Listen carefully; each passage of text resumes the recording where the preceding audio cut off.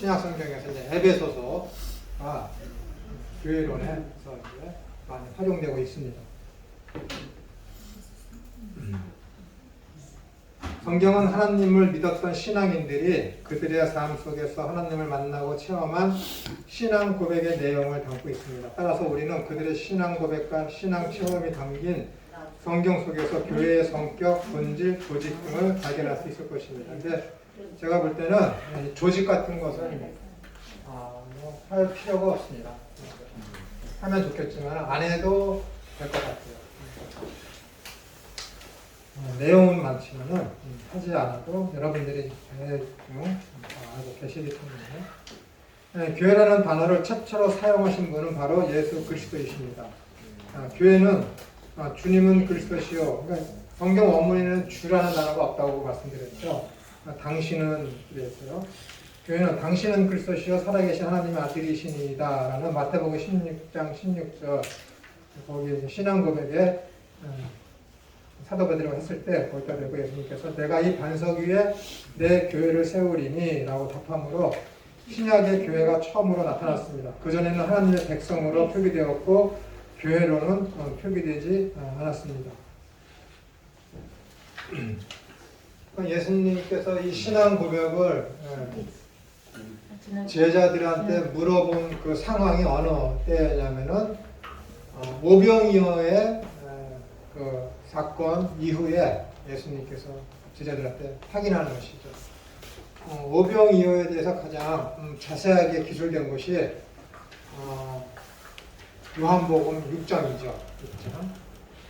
요한복음 6장에 오병이어에 대한 그 해석, 오병이어가 가지고 있는 영적인 의미가 무엇인지를 다 설명해 주면서 거기에 아주 자세하게 기록이 되어 있습니다.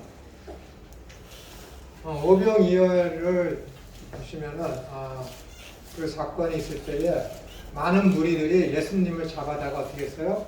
왕으로 삼으려고 했죠. 왕으로 예수님을 잡아다가 왕으로 삼으려고 했을 때 예수님께서 그 배를 타고 한적한 곳으로 가십니다.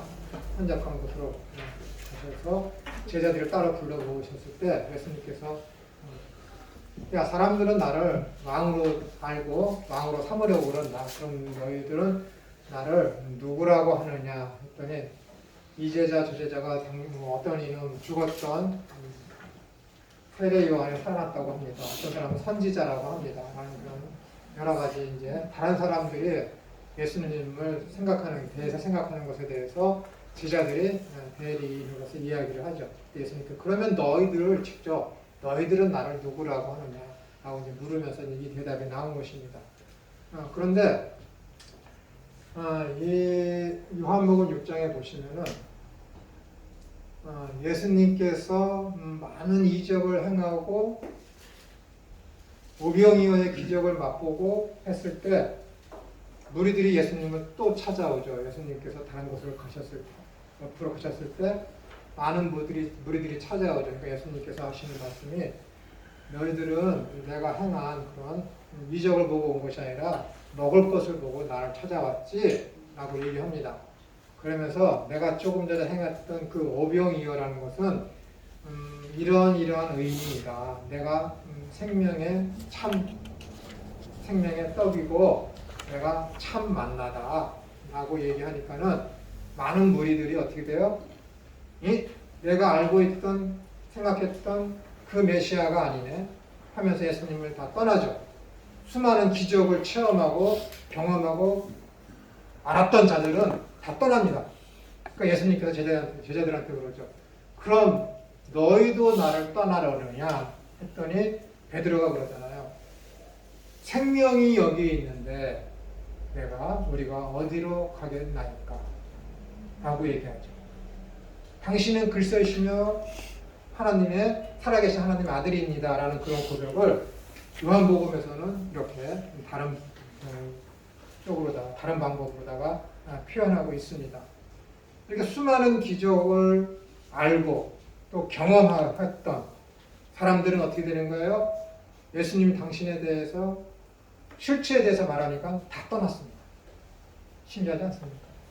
다 떠났어요. 오죽하면 예수님께서 너희도 나를 떠나려느냐 라고 제자들한테 묻지 않습니까? 그럼 보세요. 요한복음 2장에도 수많은 가나 혼인잔치를 비롯해서 많은 이적을 행했을 때 예수님께서 그런 것이 내 진짜 모습이 아니다. 그런 것이 그렇게 믿는 것은 진짜 믿음이 아니다라고 이야기를 했습니다. 그러면서 참된 믿음이 무엇인지에 대해서 니고데모와의 만남을 통해서 요한복음 3장에서 말씀하시죠. 그러면서 세례 요한이 요한복음 3장 24절 이하부터 쭉 나타나서 그는 흥하여야 되겠고 나는 쇠하여야 하리라. 그는 하늘에서 내려오신 진짜 메시아이다. 그의 말을 들어야 할지니라 라고 이제 세례 요한이 증언을 합니다. 그러면서 예수님이 어디로 가세요? 사마리아로 가시잖아요. 사마리아.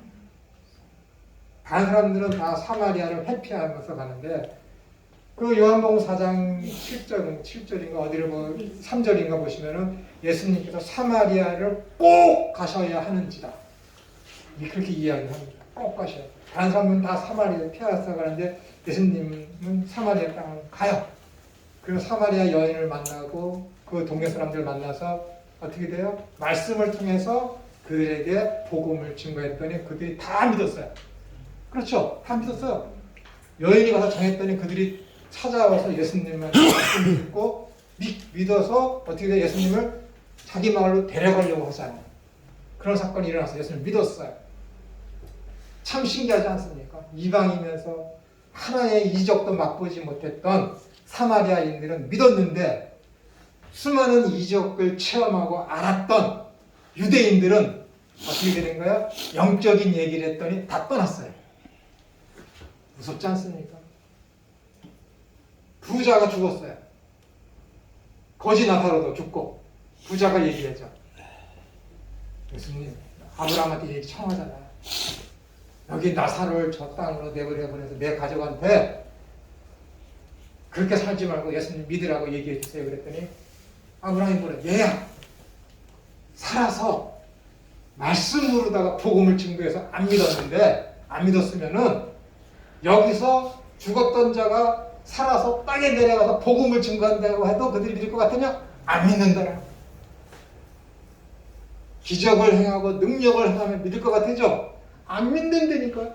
악하고 음란한 세대가 펴져올 거예요.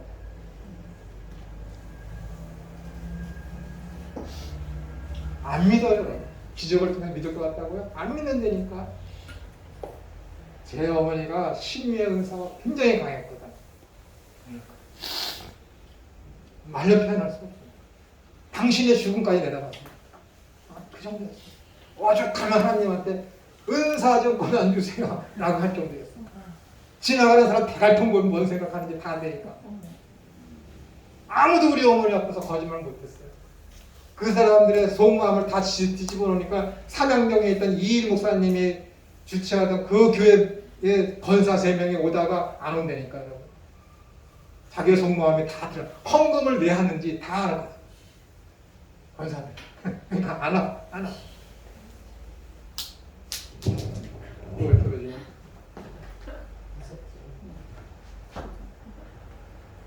우리 교회라네. 예전에 우리 교회였지. 장로의 사모님의 어머니, 장모님이지. 죽을 병에 걸려. 병원에 가도 안 납니다. 새벽 예배 마치면 거기 가서 예배하고 일주일에 3번씩 이렇게 했어요. 강원도 화천. 그때 뭐 1970년대 말이니까는 뭐 거기 한번 가려면 뭐 10시간씩 걸렸으니까. 갔다 와. 밤 1시 그때 이렇게 그냥 원래 경찰차 타고 와. 왜냐면 그게 있었으니까. 통행금지가 있었으니까. 경찰차 타서 와. 그렇게까지 하면서 갔어. 근데 나았어. 믿느냐? 안 믿어. 그 장로 예수님 믿느냐? 안 믿어. 도움이 참. 제가 우리 어머니 굉장히 욕을 많이 했습니다. 왜냐면은 어디서 뭘 하면 다 잘 될 줄 다 알거든.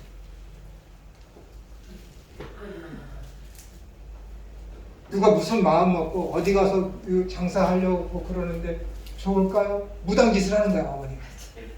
무당짓이지 뭐야 그게. 내 어머니니까 얘기하는 거야. 무당짓이지 그게 뭐야. 찾아와서 기도받아. 그럼 그 기도받으러 온 놈은, 연놈은 그 A라는 장소를 해서 장사할 것을 마음 먹고 오는 거야. 알지? 그 외운 멀다. 거기서 하라고 그래. 그럼 잘 돼. 그래서 지금 연세대학교 이대 앞에 지점이 3개가 4개가 있어. 그 자식까지 같이 해먹어. 떵떵거리는 거 잘 살아. 나도 거기 가서 아르바이트 했으니까. 근체대 후에. 그리고 미국 갔다 와서 할 일이 없으니까 거기 가서 아르바이트도 또 하고 그랬거든. 그들이 예수님 믿느냐? 아들이 셋인데 그거는 장로인데 안 믿어. 교회 안 나온다니까요. 뭐 때문에 나오는 거야 교회를? 뭐 때문에? 제가 어머니한테 무당짓 좀 그만하시오. 하지 마. 하는 어머니가 그러는 거야. 야 청이야. 넌 예수님의 왜 좋고 왜 믿니? 예수님이 날 구원해 주셨잖아요. 하나님 나라 가게 됐잖아요. 이야기했어. 그 어머니가 야 나는 하나님이 나한테 베풀어주고 주는 것이 너무 많아서 눈에 보이는 것들이지. 너무 많아서 그것 때문에 믿는 거야. 그래서 하나님 말이 그래요. 네 믿음이 내 믿음보다 낫다. 어머니가 그래. 그래서 어머니 믿음 가짜 믿음이고 내 믿음이 진짜. 이제 고등학교 때한 말이야. 어머니 믿음은 가짜고 내 믿음이 진짜. 그래서 대학교 때 어머니가 미국으로 이제 아예 들어가시게 됐어요. 마지막으로 유언을 하신 말씀이 야 하나님은 살아계시다.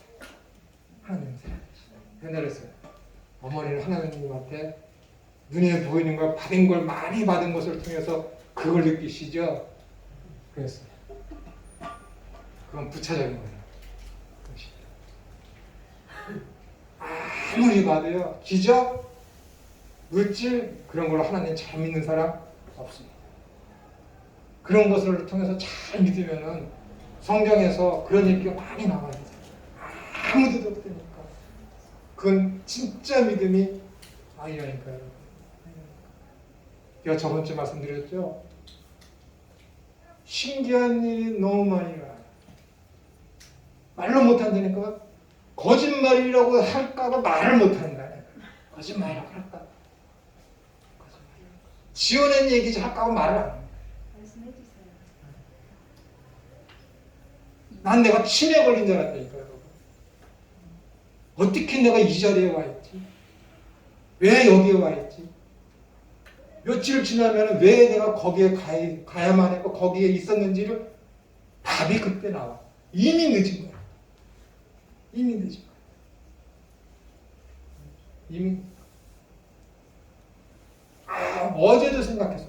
어제도. 너무너무 생생해서 왜 그러지? 왜 그러지? 도움이 될까요? 안 된다니까 여러분. 내가 그래서 하나님한테 어제 기도하면서 왜 그랬을까요? 왜 그럴까요? 속을 생각하기를 야 네가 믿음이 굳건하고 크면은 그러한 일들이 너한테 벌어지겠니? 진짜 믿음이 확실하고 투철한 사람은 어떻게 되는 거야? 사도 바울처럼 베드로처럼 아무런 이적이 없고 오히려 초창기에는 기적과 이적과 능력이 많이 나타났지만은 점점점 시간이 지나갈수록 하나님을 많이 알아가고 할수록 그의 믿음이 커질수록 확실해질수록 어떻게 되는 거야? 그의 삶에서 이적과 기사와 능력을 사라집니다. 오직 하나님 나라만을 통해서 그의 믿음이 굳건해지는 거지. 그래서 내가 그랬어요. 난 아직도 모른다. 저는 매일 믿음에 대해서 매일 생각합니다. 매일 생각합니다. 매일. 제 별명이 뭔지 알아요? 믿음도사예요. 친구들한테 믿음도사. 지금 유튜브에 몇몇 사람들이 저한테 배운 사람들이 하고 있거든요. 내 거 그대로 카피해서 우리 집사람이 믿고 그래요. 응? 우리 딸내미가 그래요. 신고하라. 지적재산. 신고. 더 지금 복음이 싹 증거되어지는데 좋지. 내 속으로는 기분 나빠. 나한테 한 번만이라도 얘기하고 유튜브에다 얘기하지. 그게 다 뭐야? 쓸데없는 욕심이라니까. 내 명성이라니까. 그 사람들 욕될까봐 누군지 얘기는 안 해. 다 선교사들. 지금 외국에 못 나가잖아. 그러니까 유튜브를 하는 거야.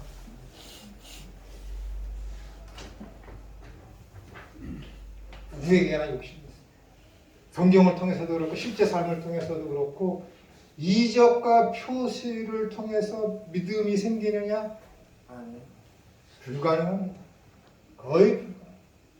생길 것 같으죠? 안 생긴다니까. 기경진. 내가 얘기했죠 예전에. 이름 얘기했어요.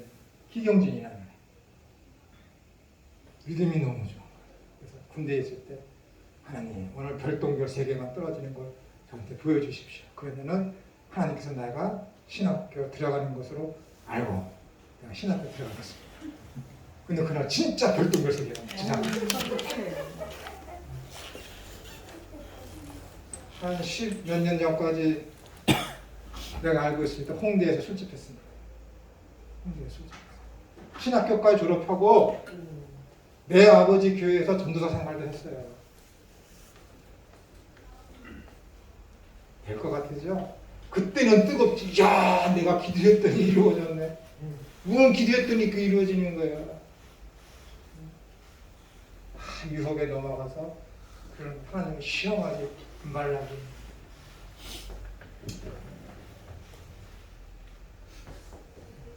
그래서 교회는 그 신앙 고백 위에 세워졌는데 예수님을 따르려는 그 자들은 어떻게 되냐면 자기 자신을 철저하게 부인해요. 그 부인이 뭐라고요? 나는 아무것도 아니다. 라는 그 사람들이 예수님을 쫓아가는 거예요. 자기 뜻 완전히 부정하는 거예요. 그것이 겸손입니다. 그것이 뭐예요? 믿음이라는 거예요. 교수님, 하나 생각난 김에 여쭤보게요. 그 유대인들이라든가 그쪽 지방 사람들이 늘 이렇게 성경에 보면 주라 어떤 감명이 있거나 상황이 되면은 주라 주님 그러잖아요. 그 주님에 대한 그 토속적인 그 어떤 언어의 뜻이 있나요? 그럼요. 그 사람들이 주님이다라는 그 로드 큐리오스 그 아도나이라는 것은요. 아도나이라는 그 단어는 창세기 4장 끝에 처음 나타나거든요. 근데 그것은 뭐냐면 언약을 이루어 가시는 신실한 하나님이라는 고백입니다. 그러니까 사도 바울이 다메섹 도서에서 예수님에게 대해서 아도나이 누구이십니까? 라고 했을 때는 주여라는 것은 약속을 이행하시는 주님이라는 고백이 거기에 이미 담겨집니다. 꼭 그러는 것이죠.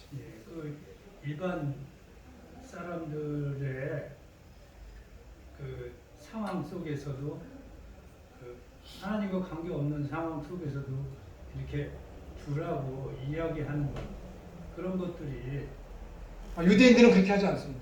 그래요? 유대인들은 철저하게 그렇게 그 하나님 여호와의 이름을 망령 때 가볍게 그렇게 하는 거를 철저하게 그 사람들 율법적으로다가 지켜오기 때문에 함부로 그렇게 하지 않습니다. 하나님을 예수님을 알아보지 못한 사람인데도 어떤 그 말씀을 하니까 주여 이렇게 얘기를 하는 주님 이런 식으로 얘기하는 그런 대목들이 좀 있지 않아요? 성경에? 그래서 그 아무나 보고 이렇게 주라고 감명이 성경에서요? 네, 그런 생각이 들었어.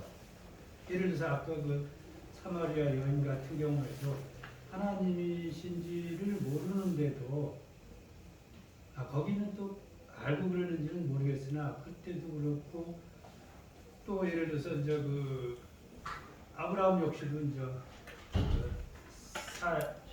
사례가 그렇게 얘기했던 것도 그 주라는 것은요, 아도나이 그런 차원의 어떤 주가 아니라 주인으로서, 그렇지 주인으로서의 네, 그걸 얘기하는 것이지, 네.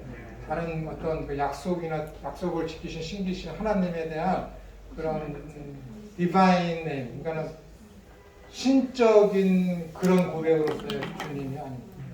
전혀 질적으로 다른 차원의 핵심을 내용이 다른 경우가 다른 것입니다. 있겠죠. 예. 그런 것. 이게 한글로 주하니까 다 그렇게 우리는 그런 생각을 네, 문맥상에서 그것을 이제 살펴봐야 되고요. 전혀 다릅니다.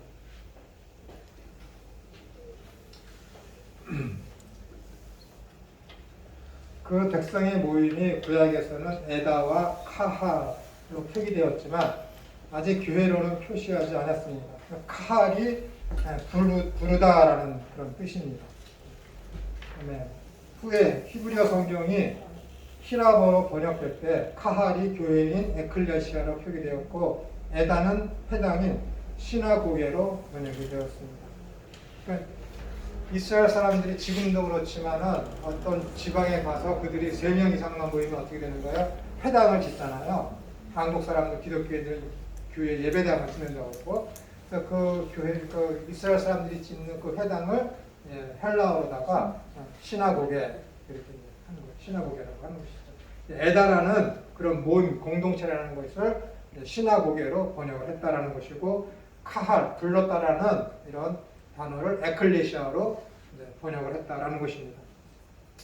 앞에서 밝혔듯이 교회를 의미하는 헬라와 에클레시아의 의미는 하나님으로부터 불러냄을 받은 공동체를 뜻합니다. 그러므로 교회는 사람이 모이는 장소나 건물을 말하지 아니하고 회중을 의미합니다. 건물이 교회가 아니라요. 여러분 모이는 그 모임, 두세 사람이 모인 곳에는 내가 그들과 함께 하겠노라. 나는 그것을 가지고 뭐라 그러는 거예요? 교회다라는 거예요. 그것이. 건물은 그냥 교회당이에요. 교회당. 아니면 다른 것으로는 교회에서 가장 많이 이루어지는 것이 예배니까는 예배당. 그렇게 이제 이야기하고 있죠. 바울 사도는 고린도전서 1장 2절에서 교회를 그리스도 예수 안에서 거룩하여지고 성도라 부르심을 입은 자들과 또 각처에서 우리의 주, 곧 저희와 우리의 주 대신 예수 그리스도의 이름을 부르는 모든 자들이라고 말했습니다. 명확하게 이렇게 되어 있죠. 바꿔 말씀드리면 하나님께서 미리 아신 자들로 구원하시기로 미리 정하시고 또 부르셔서 의롭다고 칭하신 자들의 공동체를 교회라고 부릅니다. 그러니까 교회라 진짜 교회라는 것은 뭐냐면은 예수님을 주님으로 고백하고 하나님의 아들로 믿어서 성령을 받은 사람들, 정말 체험한 사람들. 믿음은 바라는 것들의 실상이요 보지 못하는 것들의 증거니라 했을 때 그 실상이라는 거, 믿음은 바라는 것들의 실상이라는 거, 실상이 뭐라 그랬습니까? 내가 그것을 체험하고 인지해서 지각해서 완전히 내가 알게 되는 것, 그것을 가지고 실상이라는 거예요. 그러면 여기서 믿음은 바라는 것들이 실상이다 했을 때 믿음이 어떻게 생기는 거예요? 누구나 다 똑같이 경험할 수 있는 걸 경험해야 돼요. 누구는 환상을 경험해서 하나님을 믿는다거나, 누구는 뭐 순간 이동을 해서 내가 하나님을 믿는다거나, 누구는 병 낫는 것을 통해서 그런 체험을 해서 하나님을 믿는다. 그런 거 아닙니다, 여러분. A라는 사람도 B라는 사람도 C라는 사람도 똑같이 누구나가 다 부인할 수 없는 객관성을 띈 경험을 하는 것. 그 경험을 한 사람들이 뭐예요? 믿음을 갖는 거예요. 그럼 누구나가 다 부정할 수 없는, 누구나가 다 믿는 자라면 다 경험을 해야 되는 사건이 뭐예요? 회개. 믿음은 바라는 것들의 실상이요 보지 못하는 것들의 증거될 때 그 실상은 누구에게, 믿는 자들은 누구에게나 가져야 할 그 실제적인 경험, 체험이 뭐라고요? 회개라는 거예요. 회개가 없으면은요 믿음이 없습니다. 여러분, 성령이 내 속에 들어와. 성령이 뭐예요? 거룩한 영. 거룩한 영.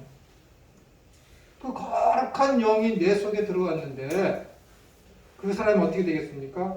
마음이 온유해지죠. 부드러워져. 금강석과 같은 그 마음이 깨지고 녹여져서 어떻게 되는 거야? 부드러운 마음이 되니까 어떻게 되는 거야?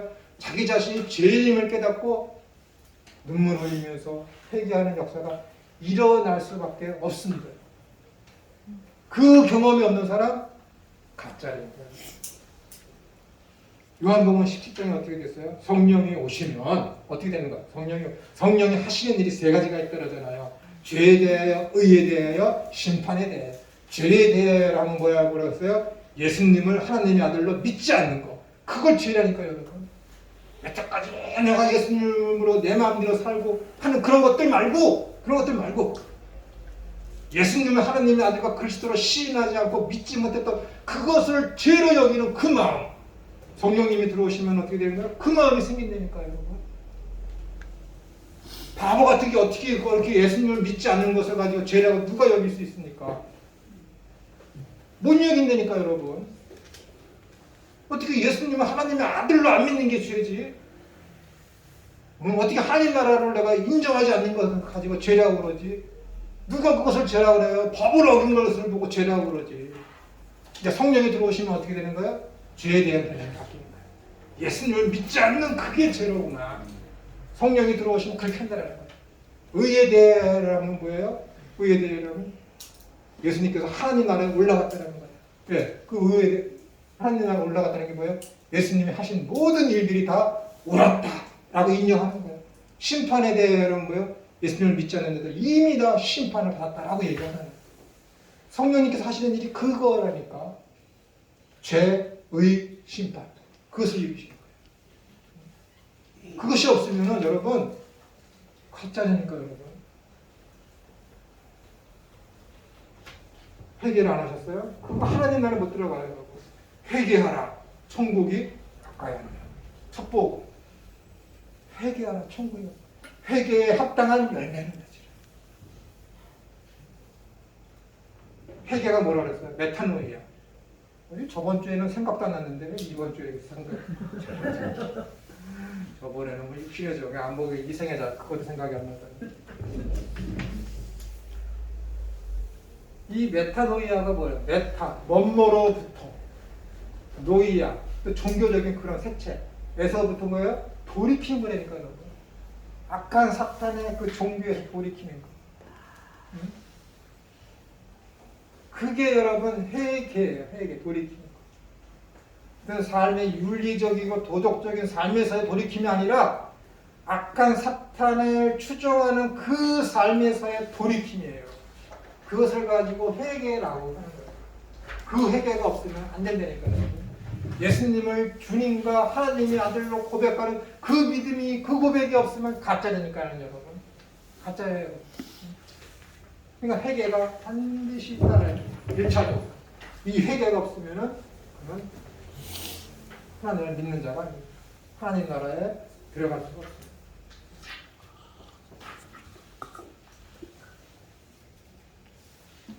이 공동체는 하나님께서 자기 피로 사신 소유이며 그리스도의 몸이며 구성원 개개인은 그리스도의 몸의 지체입니다. 우리는 다 한 성령으로 세례를 받아 한 몸이 되었고 또 다 한 성령을 마셨다 하신 말씀대로 저번 주 이거 살펴보셨죠? 한 성령으로 세례를 받아 신비적인 연합을 통해서 한 성령을 마셨다라는 것은 뭐예요? 이 세례를 받은 것과 같은 말인데 마셨다라는 것은 물을 마시면 그것이 나와 뗄래야 뗄 수 없는 불가분리의 관계가 되었다라는 거예요. 그러니까는 야 나에게서부터 내가 택한 이 자들을 빼앗아갈 생각을 하지도 마. 그것과 상통하는 거예요. 교회란 구원받은 성도들의 공동체이며 성스러운 그리스도의 몸이요 성도들은 그의 몸의 각 부분인 것입니다.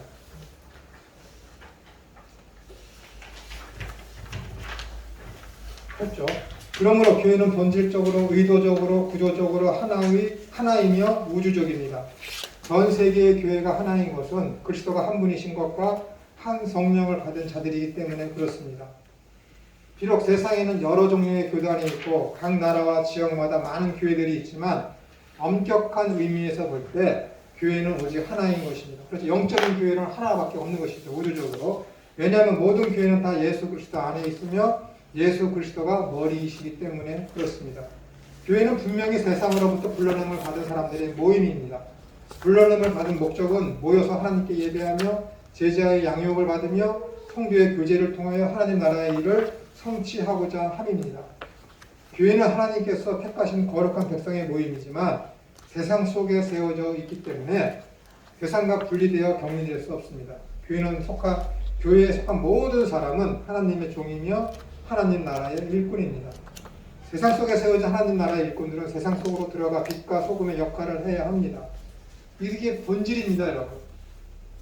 너희는 세상의 빛이라. 너희는 세상의 소금이라. 빛이 빛이 등경을 불을 켜서 말 아래 두지 아니하고 소금이 맛을 잃는 것이 불가능하다고 하지 않았습니까?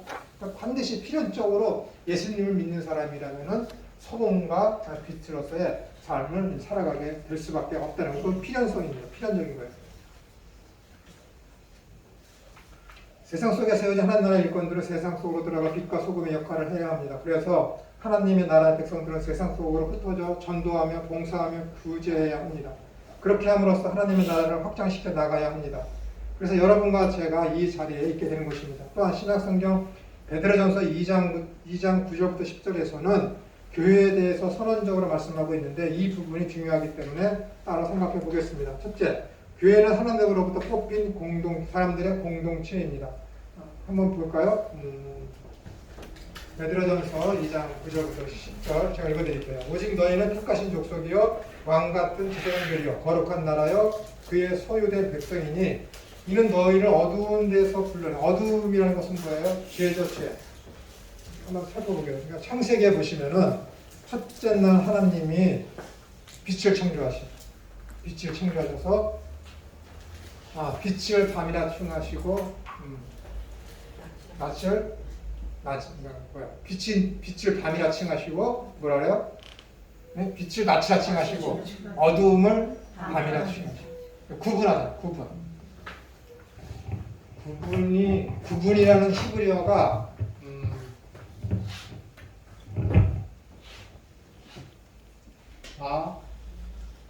바다일 거야. 바다. 천지를 창조했을 때 구분 짓는 날에 3회 있었습니다. 첫째 날, 둘째 날, 셋째 날. 구분. 이게 구분이라는 단어거든요. 근데 이 구분이라는 단어가 분리라는 뜻이 있는 것이고, 그 다음에 뽑아냈다는 뜻이 있는 것이고, 여기에는 또 함축적인 의미보다 전쟁이라는 뜻이 있는 거예요. 전쟁. 빛과 어두움 사이에 어떻게 전쟁이라는. 그러니까 둘째 날은 뭘 만들었죠? 궁창 위의 물과 궁창 아래의 물. 그래서 궁창 아래의 물을 바다라 칭하시고 궁창 위의 물을 하늘이라 칭하시고 하늘과 바다를 칭했어요. 첫째 날 빛이 있으라 하시니 그대로 되었더라. 하나님 보시기에 좋았더라. 둘째 날 하나님이 궁창에게 말씀하시니 그대로 되었더라. 근데 어떻게 해요? 보시기에 좋았더라. 라는 말이 없어요. 둘째 날은 어땠습니까? 없어요. 보시기에 좋아. 그러니까는 위의 것과 아래 것을 분리하는 거예요. 구분하는 거예요. 그리고 넷째 날에는 어떻게 되는 거예요? 두 큰 광명을 해서 큰 광명이 낯을 주관하게 하시고 작은 광명이 밤을 주관하셔서 이것을 구분한 거예요. 낮과 밤, 어두움과 낮을 구분하는 거예요. 분리하시는 거예요. 그리고 다투기 위해서 완전히 없애버리는 거예요. 이렇게 둘 중에 하나는 없어지는 거예요. 그래서 요한복음에서 어떻게 돼요? 예수님이 이 땅에 오셨을 때 그분이 빛으로 오셨으나 세상이 그를 깨닫지 못하다가 아니라 이기지 못한다. 그래야 창세기랑 요한복음 1장 14절에 있는 빛이 세상에 왔을 때 어두움이 빛을 깨닫지 못하다가 아니라 이기지 못하다라고 딱 맞는 거예요. 구분하는 거니까, 분리하는 거니까. 빛이 와서 어떻게 돼요? 어두움을 몰아내는 거잖아요. 전쟁에서 이기는 거잖아요. 그러니까 창세기에 있는 천지창조는 눈으로 보는 그것을 말씀하시고자 하나님께서 천지창조를 지금 성경에 기록한 것이 아니라 이것을 통해서 하나님께서 분명하게 말씀하시고자 하는 영적인 의미가 이 천지창조 안에 있다는 거예요. 첫째 날 빛이 있으라 했는데 그 빛이 있음으로 말미암아 낮과 밤이 갈렸잖아요. 그죠? 어두움과 낮이 바뀌었잖아요. 근데 왜 넷째 날 두 큰 광명, 별들도 만드시고 하늘에 두 큰 광명을 만드셨는데 그때서야 비로소 어떻게 된 거예요? 낮은 큰 광명, 밤은 작은 광명. 그때서야 확실히 구분된 거잖아요. 낮과 밤이. 그렇잖아요. 근데 첫째 날 만든 그 빛을 가지고 뭐예요? 그 빛은 우리는 알지도 못해요. 우리는 왜 보이지도 않잖아요. 그 빛 보셨어요? 못 보잖아요. 그 빛이 뭐예요? 그 빛은 생명을 주시는 빛. 예수 그리스도를 상징하는 그 빛으로 말미암아 세상 마지막에 둘째 날, 셋째 날, 넷째 날, 다섯째 날, 여섯째 날 그 모든 것들이 존재하게 되는 원인이 되는 거잖아요. 그것을 지금 이야기하는 거예요. 그래서 요한복음에서 예수님을 가지고 뭐라 그래요? 빛이라 그러는 거예요. 그 빛이 오심으로 말미암아 어둠을 몰아내는 어둠의 권세를 몰아내는 거예요. 그래서 우리 보고 뭐라 그래요? 구원받은 사람들 보고 전에는 너희가 어둠이더니 이제는 빛이야. 성령이 내 속에 들어오면은 내가 전에는 어두움, 죄에 사로잡혀 있었더니 지금 이제는 어두움이 아니라 빛이다라는 거예요. 그래서 어두움은 뭘 얘기하는 거? 분리되는 거. 어두움은 죽음, 분열, 뭐 죄 그런 걸 지금 상징하는 거예요. 어두움이라는 거예요. 빛이라는 것은 뭐예요? 생명이며 새 창조며 그것을 지금 이야기하고 있는 것입니다. 그러니까 창세기 1장에 있는 것은 진화론을 배격하기 위한 그런 것들은 겉으로 드러나는 그냥 얘기지만 영적인 그런 면에서는 요한복음하고 또 요한복음을 통해서 그것이 해석이 되어져야만 하는 거예요. 그러니까 요한복음을 보시면은 제가 예전에도 말씀드렸지만은 첫째 날에는 예수님이 오셨고 둘째 날에는 뭐 예수님께서 세례를 받으시고 셋째 날에는 뭐 어떤 일이 벌어지고 그다음에 사흘 후 하면서 일어나는 일이 뭐예요? 사흘 후 일어나는 일이 가나 혼인잔치. 그때 어느 날이에요? 안식일이잖아. 안식. 그러니까 이 창세기 1장 천지 창조하고 요한복음의 구조는 뗄래야 뗄 수 없는 구조입니다. 뗄래야 뗄 수 없는 구조예요. 그러니까 말씀드리 너무 오래 걸리니까 그래서 그 다음에 8쪽 계속하겠습니다. 이 구절에서 택하신 족속, 소유된 백성, 불러내어 그리고 하나님의 백성이라는 단어에 우리가 주목을 하여야 합니다. 이 단어들은 교회가 하나님으로부터 뽑힌 사람들의 공동체라는 것을 명백하게 밝히는 것들입니다. 교회와 예배당, 예배하는 처소로서의 건물은 다릅니다. 교회는 하나님으로부터 뽑힌 선민을 말합니다. 그리고 예배당은 하나님의 선민이 모여서 예배하고 교제하고 섬기고 교육과 훈련을 하는 장소를 말합니다. 따라서 교회는 건물을 두고 하는 말이 아니라 교인들, 성도들의 모임을 두고 하는 말입니다. 구약 성서에 의하면 이스라엘 회종이 하나님의 교회였습니다. 신약에서의 최초의 순교자인 스데반 집사는 사도행전 7장 38절에서 출애굽한 광야의 이스라엘 백성들을 지목하여 광야 교회라고 부르고 있습니다. 그리고 야고보는 세계 각국에 흩어져 교회를 향하여 이스라엘의 12지파라고 부르고 있습니다. 그리고 사도 바울은 갈라디아서 6장 16절에서 갈라디아 교인들을 향하여 하나님의 이스라엘이라고 하나님의 이스라엘이라고 부르고 있습니다. 누구를요? 갈라디아 교인들을. 그러니까 여기서 갈라디아 교인들이라는 것은 갈라디아에 있는 한 교회를 얘기하는 것이 아니라 소아시아 지방에 있던 갈라디아라는 그 지역에 흩어져 있는 모든 교회들을 얘기해서 갈라디아 교회라고 얘기하는 거예요. 그래서 거기서 하나님의 이스라엘이라고 부르고 있는 것이죠. 야고보와 바울의 교회에 대한 이러한 호칭은 구약의 이스라엘이 발해오 신약의 교회라는 사실을 입증하고 있습니다. 또한 구약에서는 하나님께서 이스라엘 사람들을 향하여 내 백성 여호와의 백성 즉 하나님의 백성이라고 하였습니다. 그러므로 이스라엘이 하나님의 백성이며 하나님의 백성은 신약의 증거대로 오늘날의 교회가 되는 것입니다. 그러니까는 구약교회의 이스라엘 이 백성들이 어떻게 되는 거예요? 신약에 있는 교회들을 모형하고 있는 것입니다. 그리고 신약의 이 교회는 어떻게 되는 거예요? 영적인 교회, 천상의 교회, 우리 눈에 보이지 않는 유일하신 참된 교회인 그 영원한 교회인 그 천상의 교회를 지금 지향하고 있는 것이죠.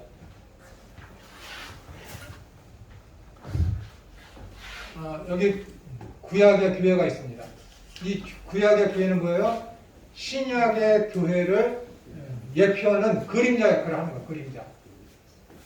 모형하는 거예요. 모형.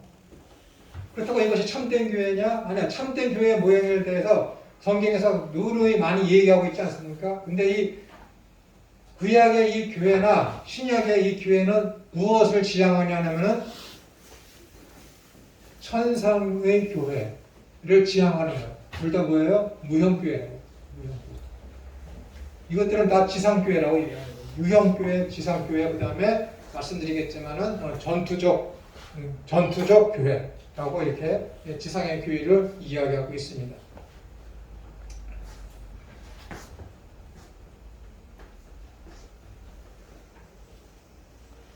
어디가 최고죠? 이스라엘은 수많은 나라들 중에서 하나님께 택함을 받은 나라입니다. 그렇죠? 신명기의 6장 8장 그렇게 보시면 너희가 내 백성이 된 것은 너희가 특출다서가 아니라 너희는 모든 열방 중에 열국 중에 가장 나약한 초라한 민족이었기 때문에 내가 너희를 선택했다라는 거예요. 그러니까 완전히 은혜죠.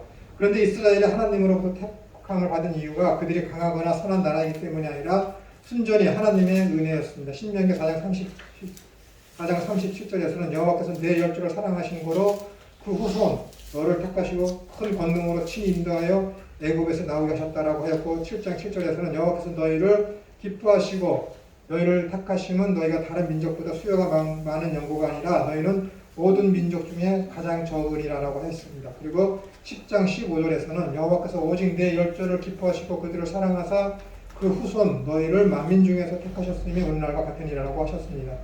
이스라엘의 택함 받음은 순전히 은혜였으며 하나님의 사랑 때문이었습니다. 이것이 뭐예요? 오늘날의 신약 교회를 예표하고 여러분 개인들을 예표하는 거예요. 그러니까 하나님께서 우리를 구원하시고 택하신 것은 순전히 은혜였고 이 교회가 생긴 것도 하나님의 어떤 순전한 은혜로 말미암아 교회가 생겼다라는 것입니다. 하나님의 사랑이 이스라엘을 선택하여 애굽에서 구출하시고 하나님의 백성으로 삼으신 것입니다. 그러니까 출애굽기에 보시면은 이스라엘 백성들이 모세 사건이 있은 다음에 그들이 너무나 힘이 드니까 하나님 앞에 하소연하니까 하나님이 그 소리를 들으셨다라고 하잖아요. 사람으로서는 그렇게 하소연했지만은 이것은 뭡니까? 하나님께서 아브라함에게 하신 언약으로 말미암아 그들이 애굽에서부터 구출을 받은 것이지 사람들이 어떻게 하소연해서 된 것이 아니라 순전히 하나님의 언약에 의해서 신실하신 하나님이 그 언약을 지키시려 하기 때문에 그 사건이 발생하게 된 것입니다. 그리고 마찬가지로 신약에서 마가의 다락방에서 그들이 500명의 성도들이 모여서 기도했을 때 성령이 비둘기같이 그들한테 임했다고 했는데 불같이 임했다고 했는데 그들은 거기에서 기도를 했기 때문에 성령이 임한 것이 아니라 예수님께서 그들에게 약속했잖아요. 야, 내가 올라가면은 보혜사 성령이 너희에게 틀림없이 임할 것이다. 그 약속 때문에 성령이 임한 것이지 이 500명의 성도가 모여서 기도했기 때문에 성령이 임한 게 아니라 생각을 여러분 거꾸로 하셔야 돼요.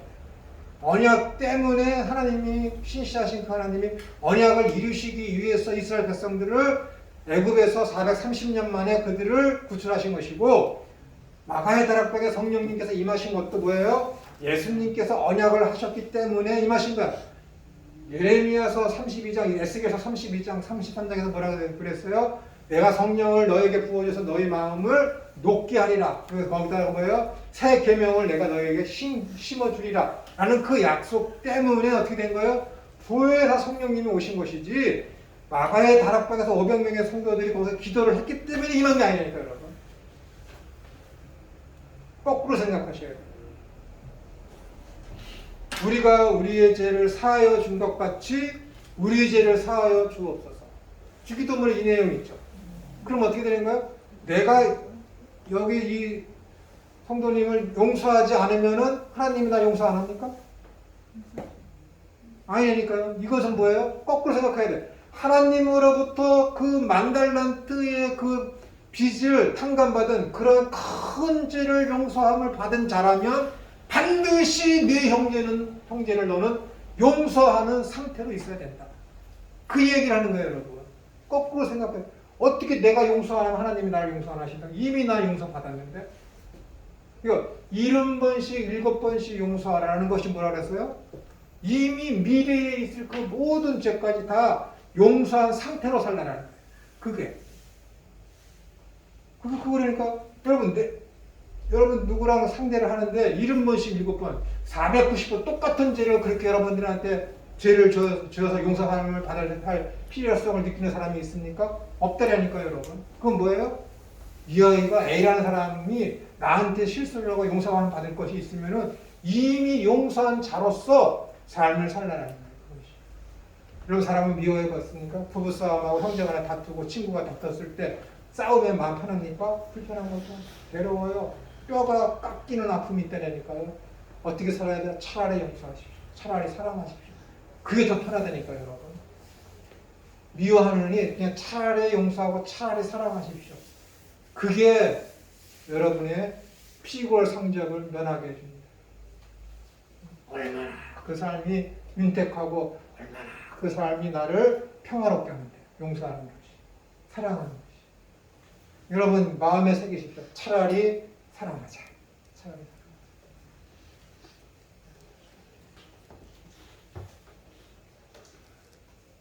자꾸 까먹네요. 교회는 하겠습니다. 아래에서. 교회는 하나님께 뽑힌 사람들의 모임입니다. 바로 구약의 이스라엘 백성들이 가졌던 선민의식을 교인들이 가져야 합니다. 이 선민의식이 없이 성민의식이 생길 수 없습니다. 선민의식이 뭐예요? 택함받은 백성, 부름받은 백성이라는 그 의식이에요. 하나님으로부터 나는 부름받았다. 그 의식이 없으면 어떻게 되는 거예요? 나는 거룩한 백성이다라는 그 선민의식이 생길 수가 없습니다. 이 선민의식이라는 것은 뭐예요? 나는 하나님께 속했다라는 것, 나는 하나님의 것이다라는 그 의식이 없이 나는 거룩해질 수 없다라는 것입니다. 신명기 7장 6절에서는 이스라엘 백성을 향하여 너는 여호와 내 하나님의 성민이라. 내 하나님 여호와께서 지상 만민 중에서 너를 자기 기업의 백성으로 택하셨다라고 하였습니다. 내가 거룩하신 하나님께 택함받은 백성이라는 선민의식이 있을 때 내가 하나님의 거룩한 백성의 선민의식이 생길 수 있는 것입니다. 거룩하신 하나님께 뽑힘받은 자는 거룩한 백성이 되는 것입니다. 이 두 번째는 35분부터 다시 시작하겠습니다.